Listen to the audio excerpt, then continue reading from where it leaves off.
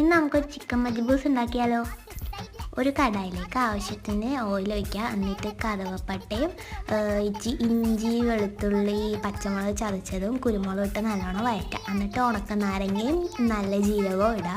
എന്നിട്ട് വീണ്ടും വഴറ്റുക. എന്നിട്ട് ആവശ്യത്തിന് മഞ്ഞൾപ്പൊടിയും പിന്നെ സവാളയും ഒക്കെ ഇട്ടിട്ട് നല്ലോണം വഴറ്റണം. എന്നിട്ട് ആവശ്യത്തിന് ഉപ്പും ഇടുക.